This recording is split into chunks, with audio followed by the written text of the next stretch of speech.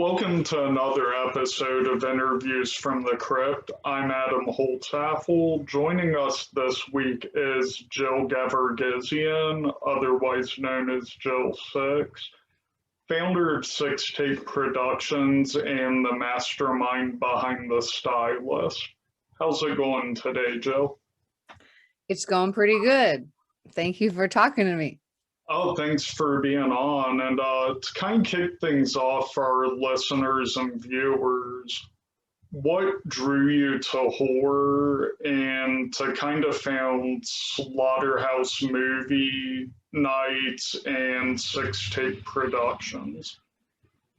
Yeah.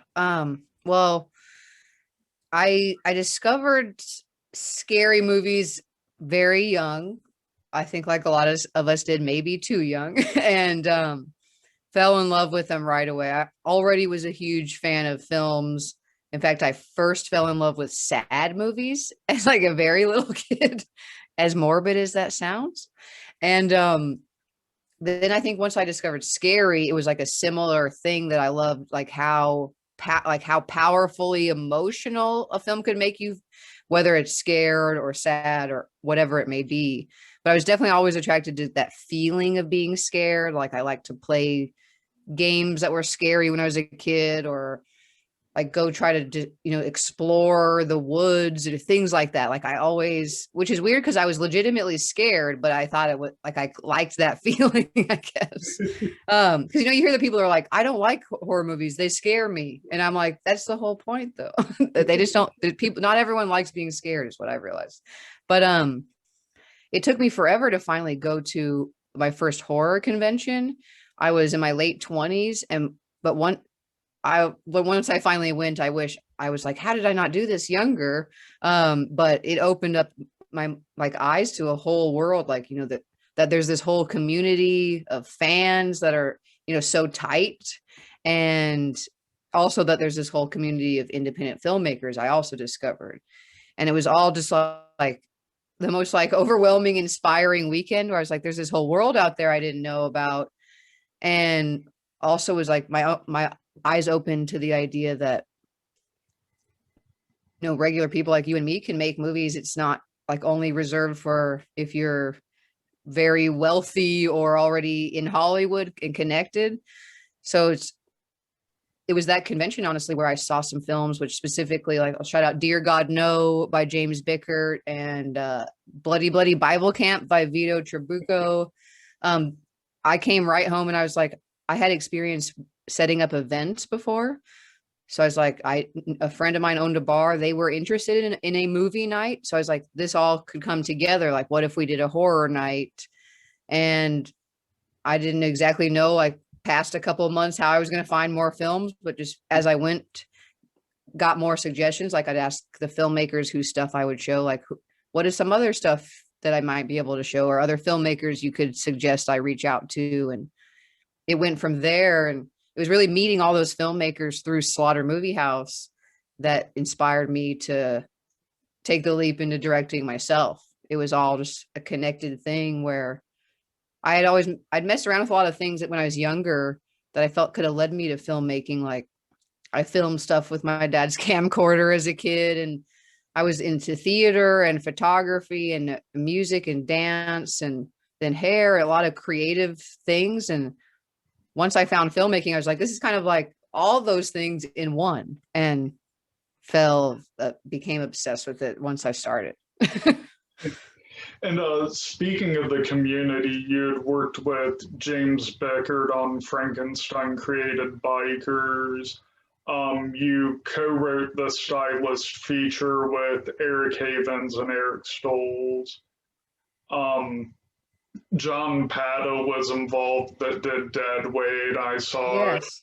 Aaron B. Kuntz was a production consultant, and he's just come off of a big year with the Pale Door and Scare Package.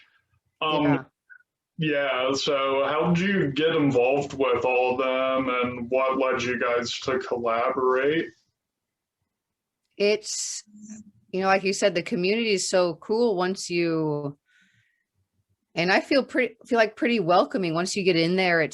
an exciting place. Like a lot of this started was connections through Slaughter Movie House, really. Like I met James at that convention I mentioned where the previous film to Frankenstein, Dear God No, had played, and we stayed in touch ever since. So once it came down to making Frankenstein, he reached out to me, and I was like, I would love to be a part of this. It'd be like a full circle kind of thing. Like you kind of started me on this journey, and then to be able to work together and to work on something shot on film, which is, that's a rare experience and totally unique experience. But then with like John Pata, for instance, John, I also met at another convention where I saw Deadweight first through, I was writing for Downright Creepy, a horror site still going.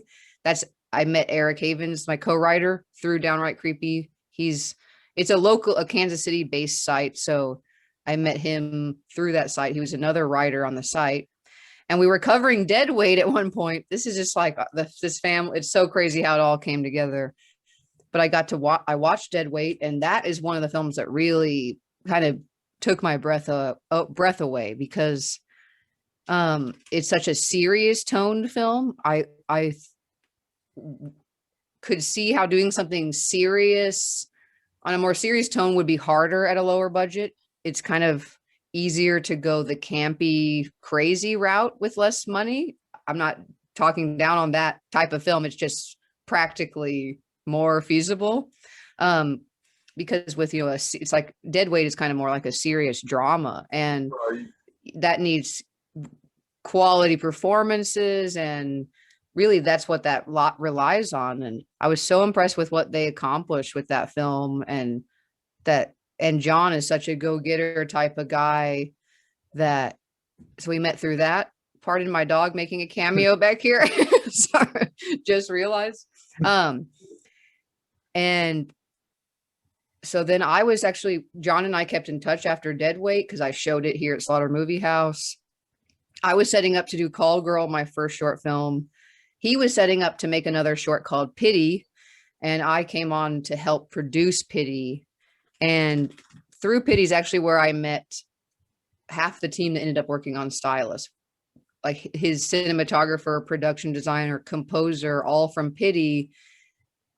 We adapted into the Stylist family, and I took John and multiple other people, but it was all kind of like, this is why I stress to any filmmaker or aspiring filmmaker to go to these kind of events is worth so much. And you don't even know in the long run where it might lead you. Cause I met John, and maybe two years later, we're making a short film. 5 years after that, we're making a feature film together. And so it's just a crazy world. And then like Aaron B. Koontz you bring up, I'm trying to even think of what is our first connection to each other. It might be Anthony Cousins, another great filmmaker who made When Susurrus Stirs, and his stuff is crazy. Our shorts, Susurrus and Stylist, were kind of on the festival circuit together.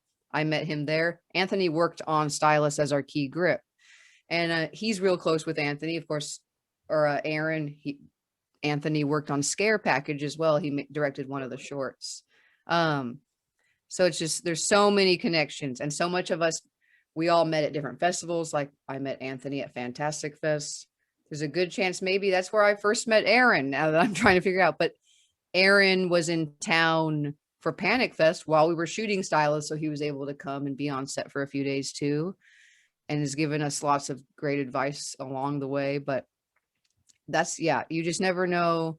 We're a huge community, and we all can help each other a lot. And that's one of my favorite things about filmmaking is that it's so collaborative, and we can all, it's a circle of life kind of thing where we can all keep helping each other get to where we all want to go. Right. I can really start rambling. I'm sorry. And then I don't know where I started. And you had cast Najara Townsend as the lead in the short and the feature, as well as 42 Counts. What was the rest of the casting process like for the feature? You'd brought Bria Gran on and several other folks that weren't in the short. Yeah, it was quite an undertaking going from short to feature, in that sense of all my shorts have only maybe had like 2 to 4 characters in it, which is a lot easier to figure out and to like manage on a set. I can easily get overwhelmed. I have some anxiety issues for sure that I think you can see in Claire that I've exercised out. But it was quite a process. It was kind of starting with, of course, I always knew who Claire was going to be once Najara was in the short. There was no way I wanted it to be anyone else unless she said no, and then I don't know what we would have done. But Olivia's character, who Bria Grant plays, was really important because she's really the opposite of Claire, and the idea is she's the anti-Claire. So we focused on that at first and kind of waited until we got closer to the shoot to cast the rest. And we needed most of the cast to be local to Kansas City, where we shot. What's a funny, unique thing about this film is, this isn't a spoiler, we tell people this right away, but the stylist scalps people, and we were basically, any character that was going to go through that, we needed to cast early enough to get a wig that would match their hair or make it match their hair, and then create the special effect, which is a very detailed thing that takes weeks to put together. So it was quite a thing. And Najara Townsend, she's the lead actress, but she also helped produce the film, and she really helped lead the casting process with me. We all, as producers, we all have, like, I'm also the director. She's also, my other main producers are the DP and production designer. So we all kind of have other things we need to man on top of whatever our creative lead role is. And so we did the casting together, and a lot of it was local actors like I've been wanting to work with for a long time, but like I said, hadn't had a big enough cast or a meaty enough role for them yet. There's kind of these people I have in my mind, like I can't wait to finally work with them. But there were a few, we just put out casting calls, and we got auditions from all over, even from outside cities, and found some really exciting talent I didn't know. And so, like, both ways I enjoy like kind of knowing already who I would want and reaching right out to them to record a reading, or it's exciting to see these like opening castings because you never know what you're going to find. And like, we found a crazy and talented young actor who plays a flower girl in the film through a casting, and she blew us away. I was like, I want to write my next movie for her to star in. She's so good. So you never know what you're going to find, but it was exciting. And there's really only one kind of significant male role in the film, which was not, I didn't set out to not have men in the movie, but he has a very important moment, as you've seen it, Olivia's husband, Charlie, who's played by Davis Durock.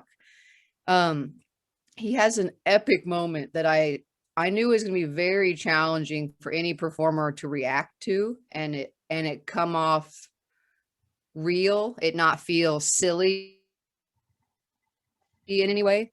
So actually, Davis was one of the only people we auditioned for that role, and someone I've been wanting to work with forever.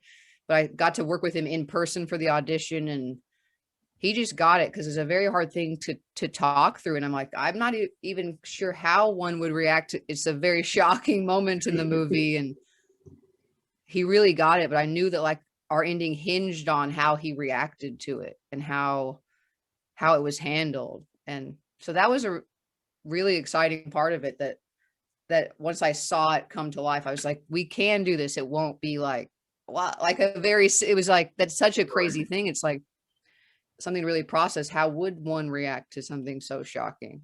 Or would you even know what is happening at first, So yeah, it was quite a process. We've got roles plus a lot of scenes with tons of extras. So it was quite the jump up from dealing with only a couple people in one location on a short film. Yeah, and that scene you were talking about with his reaction, it was one of the scenes that floored me when I watched the film. Like, you you weren't sure watching it how he is going to react, but looking back and with you saying that, that reaction just fit so well with what was going on. And, um, but with the Claire character, I kind of felt like she echoes Leatherface a little. Like you don't get a backstory, but you kind of feel sympathy for her. And um, the no backstory kind of, I think you get hints of it throughout the film. Was that something intentional with working on the feature compared to the short? Yeah, when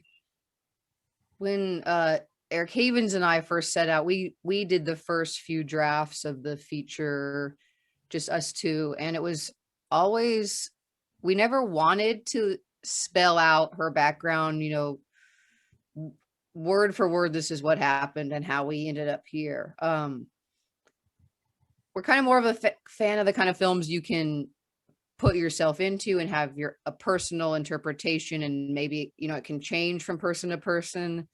But we didn't want her to feel shallow or not thought out. It's important, where I come from, I feel like it's important for us as the filmmakers to understand her backstory, and for, you know, a Najara who's playing her, but we don't have to say it. As long as we know it, then that'll inform, you know, how she performs, how she reacts to things.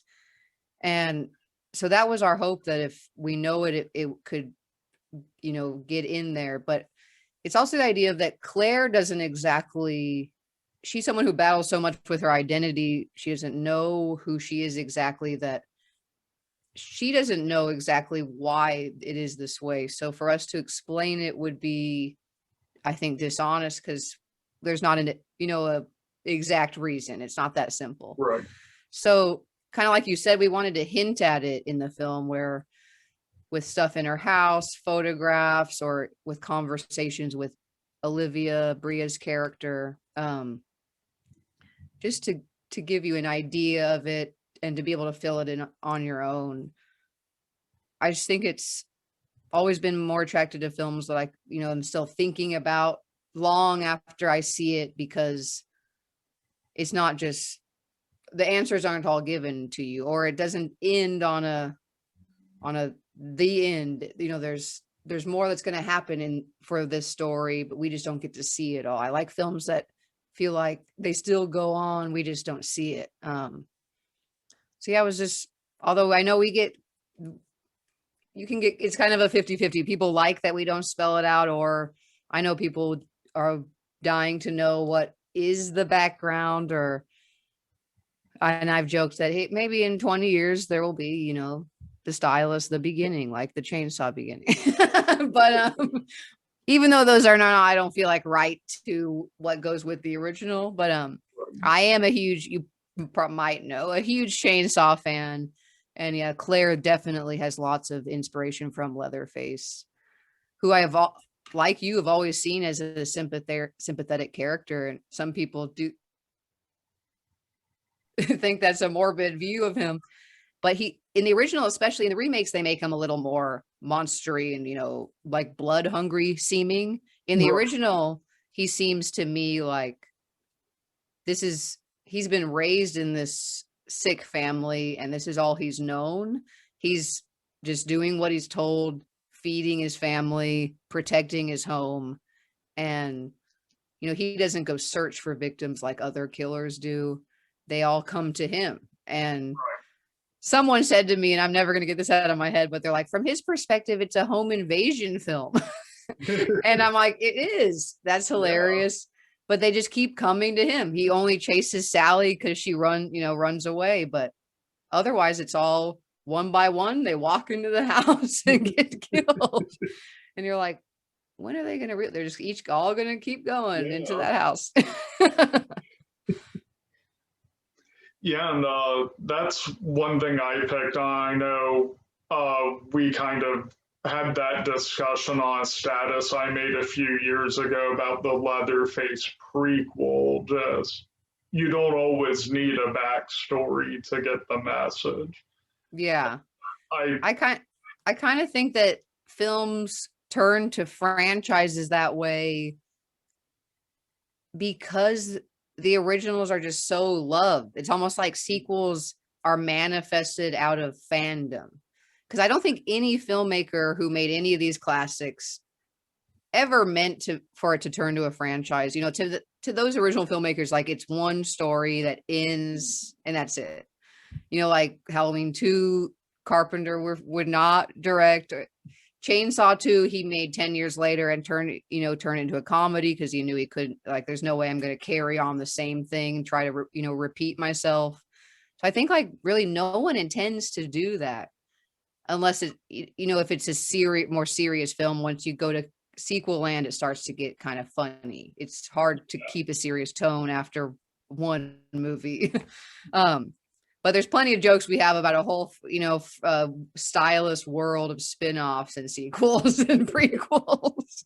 But it never, my intention was kind of to say that the police would be showing up soon. Same with the short film. It's kind of capturing the same moment in her life. Like she's kind of self-sabotaged herself and self-sabotaged herself. I have words. But yeah, okay. I don't remember where I started that ramble. And with you being a stylist professionally, how much of that kind of played into the story? Like, we all have days where we hate our job or something along those lines. Did that kind of play into the inspiration for the film any? It actually came just from it being something that I, knew so well and personally, and something I just hadn't seen in movies, especially like specifically a hairstylist like killer.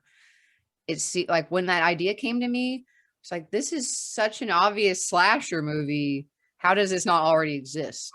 And then, but a lot of people ask, that what should I get it? It's funny. Like, did this come from any animosity towards my clients? But it's really not that. I really wanted to show, like, I feel like there's so many unique things about that world working in the salon and that industry that we could show off in a movie. And it's just not a world or a profession that I've seen represented in movies like at all. And I realized there's so many things we could use that's specific to it, that's unique, like the trust between a client and a stylist, and even the kind of class issues of that job is kind of like waiting on people, or there's just so much about it that's unique, and kind of the friendships that can develop through clients, or what you think is a friendship, or it's just a whole world. But really at first it started as a very morbid thought, like, how is there not a really silly slasher with the hairstylist with all the things that are in a salon that you could use to creatively kill or whatever people. Then once I started to develop it, went kind of a more serious tone route, because I'm just really interested in like anti-hero stories and character pieces. So I was like, I still think there's someone could make that very campy slasher movie still, where it's just like, 20 people killed, like every client that comes in the salon. But it was just a whole world that I felt I could, do something really unique, since I'm like, I know this world, I have access to cool locations, and I wanted like hairstylists to be able to watch it and like feel like it did a hairstylist make this movie, because they're doing it right. It was really important to me that we did it as right and realistic as possible. Right, and that's actually a unique perspective, is that, there's never been a hairstylist slasher. Like, you have, the 80s with like the holiday slashers. Yeah. And then even the early 90s, there were a decent amount of like profession-based ones, like the dentist. There's the landlady, a very small one. Dr. Giggles, which I love. You kind of like it would fit in that era of slashers. You know? Yeah, and I saw recently you just had the premiere in Ireland at a festival. A week or two before that, you had the German premiere. How's the virtual festival thing kind of been for the stylist and you as a director versus doing in-person screenings? Yeah, it's definitely been a new world for all of us this year, but of course the downside is I would have loved to travel to some of these places, and it's always a special experience to like be in a room with an audience and hear reactions, you know, in real time. Because then you know, like specific moments, then you know, like if it worked how you thought it might, or there'll be like laughs and to things you didn't know was going to be funny. I've had that happen to me.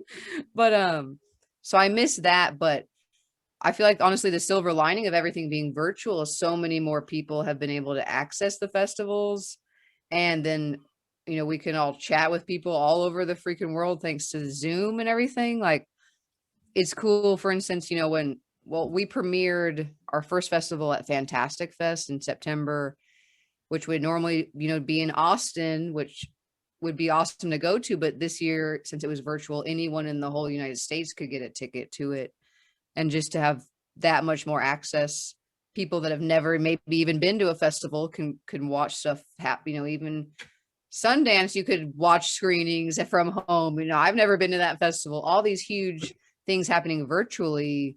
There's definitely like the bright side to it. All of us being able to access it, you know, per country, which it has been nice that we've been able to like each festival locks it to only access it in that country, because there is still something to say that kind of each festival's meant to premiere to a new audience, and if you were playing the same one over and over, it's there's no you kind of want to hold that back for when you release your movie. But that's and then that's been a that would be one kind of downside of on the state side is normally, you know, the states are obviously such a big country, we would normally play different regional festivals, but because they were all virtual this year, we couldn't play them all because they're accessible to the same exact people. But it's been really cool. And then, like you said, playing in it in all these other countries, which we could, you know, doubt even in a perfect world, we couldn't go to all of them. And it thanks to social media, and so many of the festivals, they really are in tune online, like using the hashtags. If you just follow a festival's hashtag, you can see everyone reacting to all the movies. And especially like in France, we got tons of great feedback. I'm like on Twitter translating all the tweets to see what people are saying. I'm like, I don't know if this tweet's good or bad yet. But honestly, I'm excited to see good and bad reactions. I don't care what they are. It's good to see both, honestly. But it's been special because it has been virtual, of course. And you know, I'd love to be in person, but we need to be safe, and hopefully we're working towards that happening again soon.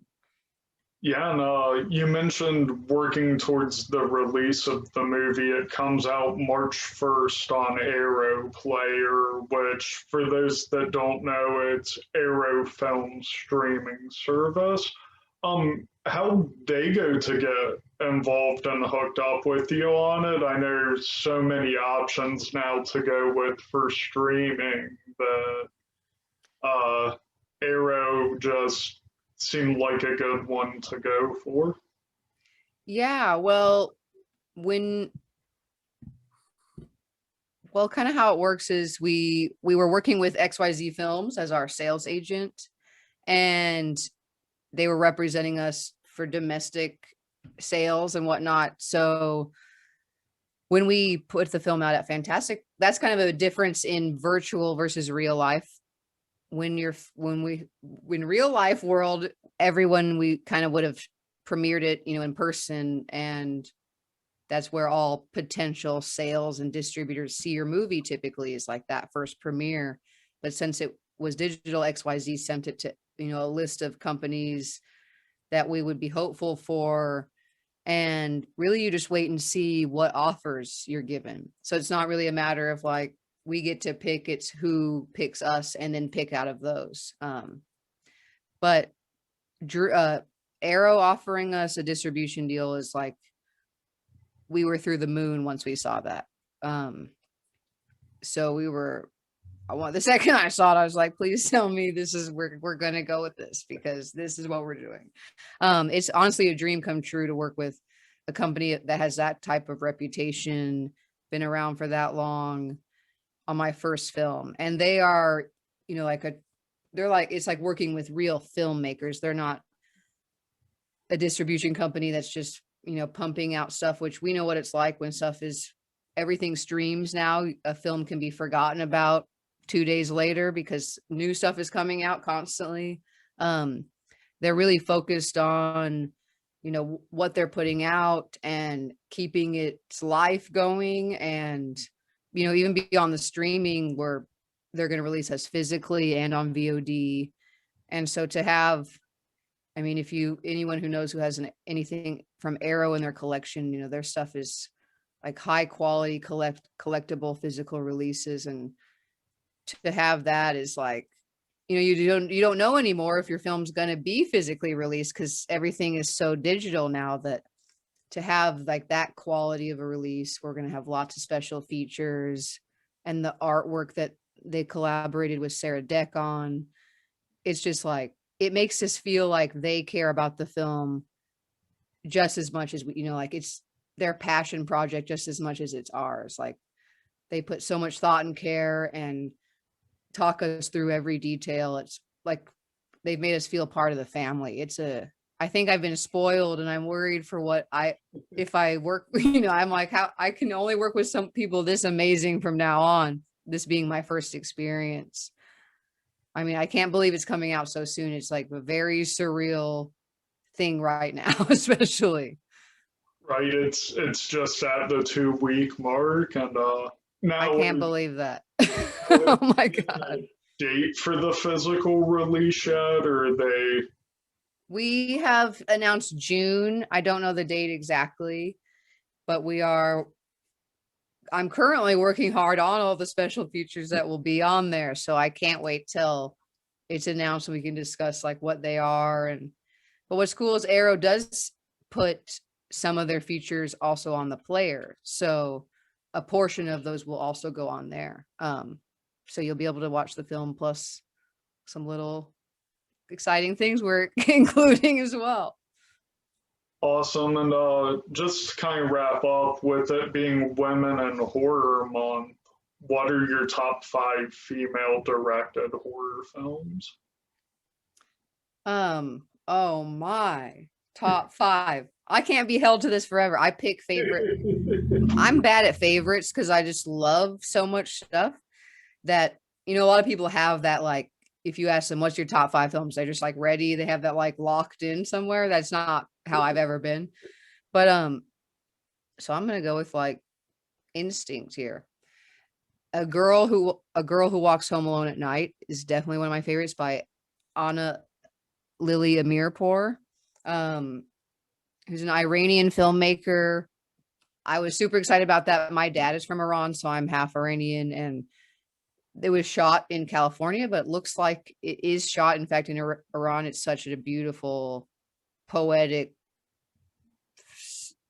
slow, like it's such a beautiful film if you've seen it. The Babadook by Jennifer Kent, definitely one of my favorites. I think that's like the best film that is a metaphor about grief, like what it's like to lose someone that big in your life, like, and that it's always going to be with you.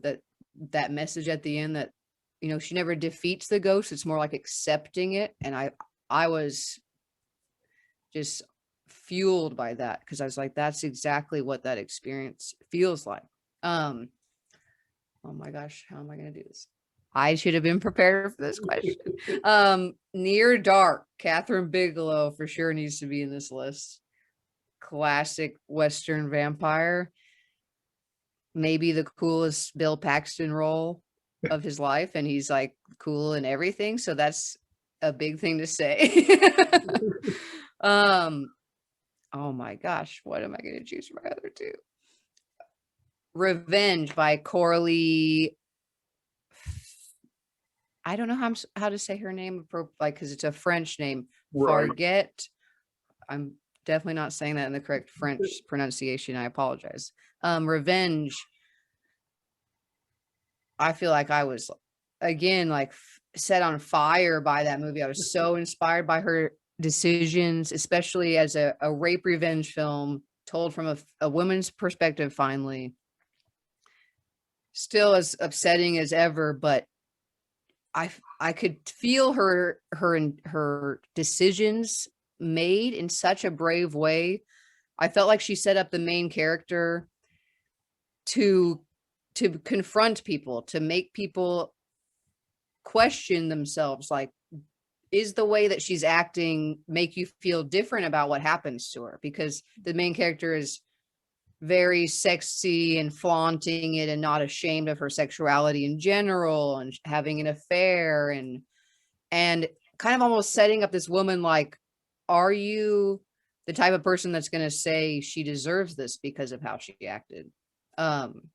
It's very confrontational in that way, and I loved that decision, because it's like, no matter what your situation is, you don't deserve this, and a woman shouldn't be that, because she's proud of her sexuality, shouldn't have anything to do with how they're judged, which is not the case in reality, which is why I found that so powerful.